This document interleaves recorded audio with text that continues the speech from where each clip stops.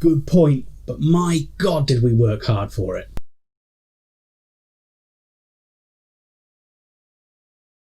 Hello everybody and welcome back to Very Biased Opinions. It's time for another review of another Oxford United game. It's the third home game in a row. It's Oxford United home to league leaders Hull City. So if you haven't checked it out yet, check out our preview video we did for this game. That's up in the top corner right now, so I'm not going to go over a lot of old ground. Here is Oxford's team news.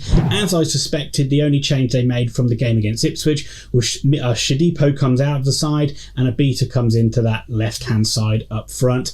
I think that's a pretty sensible change to make. Hull City are unchanged from the side that beat Doncaster, and as we talked about in the video, it is just a treasure trove of quality players in that lineup. Look at that forward line. Honeyman always stands out to me as a great player at this level, and there's so much power and pace and strength in that whole side, even on the bench as well. But look who's on the bench. George Long, remember him? I remember him. We didn't like him very much.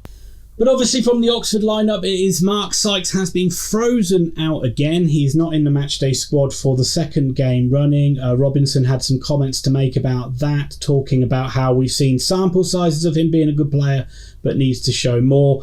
We'll get to that at the end of the game. It's going to be tough. We know it. We're playing the league leaders.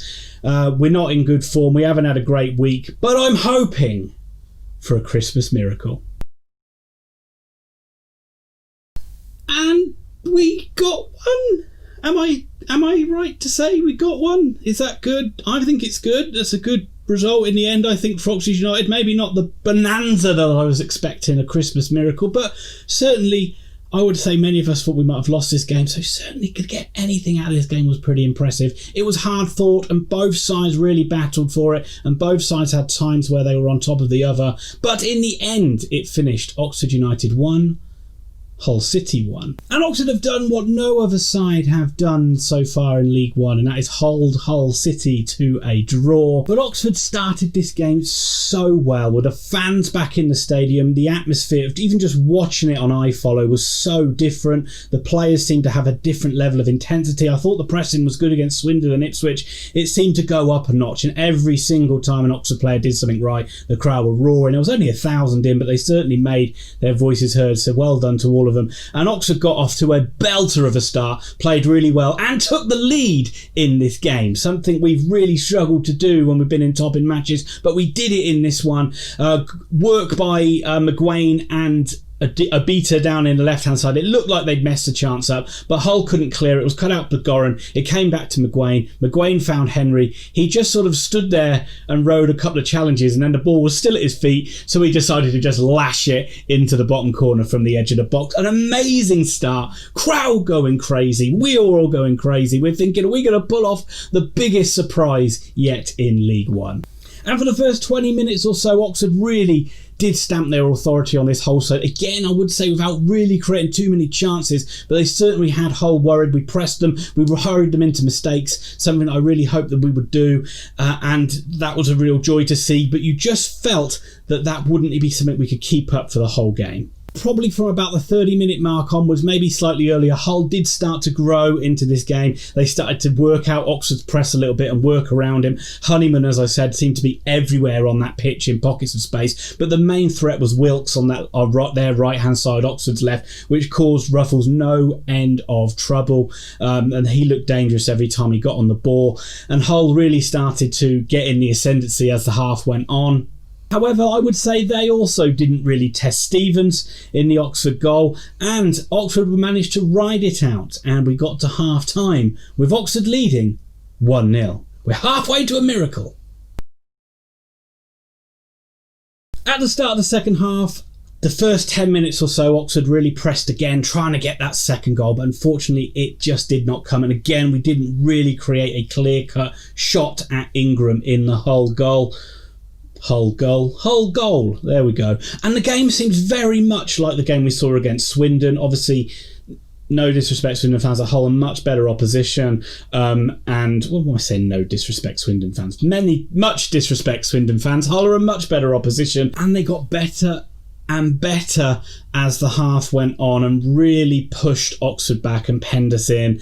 And Oxford really struggled at times, really reverted back to that kind of panicky hoofball bit for a fair period of that second half, and we were really starting to ride our luck, I must admit. The players that played so well in the first half, like McGuane, like Kelly, who were really impressive, unfortunately just could not keep up the intensity of that press. Neither could Henry, and it all just became easier for Hull to just knock the ball around and cause problems. And as I say, there was a spell where we rode our luck massively. A break from a corner and Abita got in a lot of trouble. We just headed the ball up in the air and Hull broke, and the referee blew for a foul, and he blew for a foul when Hull were clean through on goal, and Hull went nuts, and I completely imagine it. Great decision from my opinion in the referee. 5 out of 5 for that one, but a let off for Oxford United. But from that resulting free kick, Lewis Potter forced Stevens into the first save of the game. It was a good save from Stevens, although one you would expect him to make, although we have seen free kicks go in this season that shouldn't have done. And from that resulting corner, Jones hit the bar, and Oxford were really rocking in this one, and you're just thinking, oh God, please, this time, can we not buckle under the pressure? But unfortunately we did, and the goal came from Doherty again. It came from a free kick needlessly given away, but Hull were able to get the ball into the box. Atkinson's header came out to the edge of the box, and Doherty's volley was brilliant, I must admit. You're always going to look at it from an Oxford point of view and say goals are avoidable. Why didn't someone get out to him? But the strike was fantastic. It flew in past Stevens. There was a slight deflection, but Hull were back at 1-1, and Hull deserved it, and they had the wind in their sails, so we say. They don't do draws. They don't like them, and they wanted to get a win. But here's where the fans sort of played their part a little bit for Oxford United. They really galvanised them, and in that last 20 minutes, I would say, whereas Hull probably were the more likely, Oxford certainly did improve and didn't just sit back and invite the pressure on them. They tried to get forward. They tried to make things happen. Everybody worked their socks off. Adji did all right when he came on. Booth and Clare, they did all right when they came on as well, and Oxford at least tried to end the game on the front foot. It could have gone either way, and a lot of that came down to the fact that the fans just didn't let Oxford just sit there and panic and try and see this one out. They made them try and play some football. So credit to everyone. A great game of football. I know Hull will be looking at it as a game they should have won, and it's 2 points dropped, but from Oxford's point of view, despite the fact we've dropped back into the relegation zone, a good performance and a good point. Still, the same old problems do worry me. I like this intensity of pressing, but they cannot do it for the whole game, and when it stops, we just look like we're just going to invite a ton of pressure on ourselves, and it comes back to the same old thing. No plan B. And this is something that's been the case for Robinson in ages. Taylor did hardly had a kick in this game, living off scraps. And this formation, although it allows us to play good football, again, it just hardly seems to create as many chances. I would say the quality of the crossing could have been better, although free kick delivery and set piece delivery was very good. But from open play, it looks more likely that someone's going to go in and ram one in from 20 yards out than it does from actually like creating a goal in the box at the moment, which is a worry, despite the fact it was a good performance. Defensively, things were good again. I thought the back four looked really solid. I thought Ruffles had a hard afternoon, but he got better. Long, both of those guys ended up with bandaged heads, and Atkinson and Moore look better every time we see him. I thought Rob Atkinson was the man of the match. He got it in the game, but he looked very assured, still bringing the ball out of the fence. To have the confidence to do that against the league leaders is fantastic, and I really enjoy watching him play, and I really enjoy watching Marcus McGuane play. I hope he's not too badly injured. He went off with a slight groin injury, but hopefully he'll be back in time for the next game away at Blackpool. So to end this, let's just talk a little bit about Mark Sykes. And why has Carl Robinson frozen this guy out of the matchday squad? This was a game I thought Mark Sykes would have come on and thrived in. He likes the competition. He likes to play. He likes to drive forward with the ball.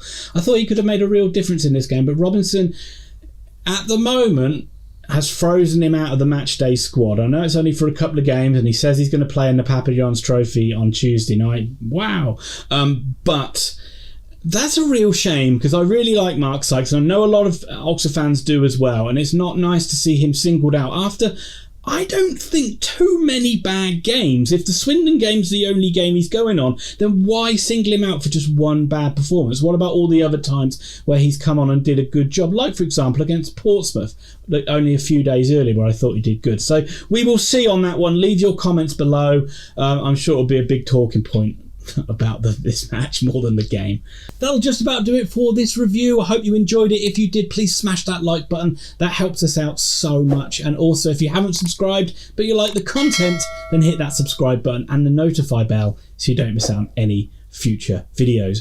Oxford fans, and of course Hull fans, please let me know your thoughts on the game. Let me know how you felt it went. Hull, do you think Goran should have got a second yellow? Of course you do. I know you do. But generally, I would say my overall thought was probably the fact that at times it did feel like we were playing a cup tie against a side at a higher level. And I've said this a few times about sides this season, and mainly because Oxford have been pretty crap. But I thought Oxford played well today, but Hull did look like they were a bit of a level above. So how do you feel, Hull fans? You confident about going up? I think you should be. You're runaway leaders, and Oxford really had to battle for that point this afternoon. But it's a point we got, and we move on to the Papa Johns, which I won't be covering. We'll do a preview show next Friday as well before we do a review. Might be just with me, might be with Thomas as well, for Oxford versus Blackpool, or Blackpool versus Oxford, depending on how you want to say it.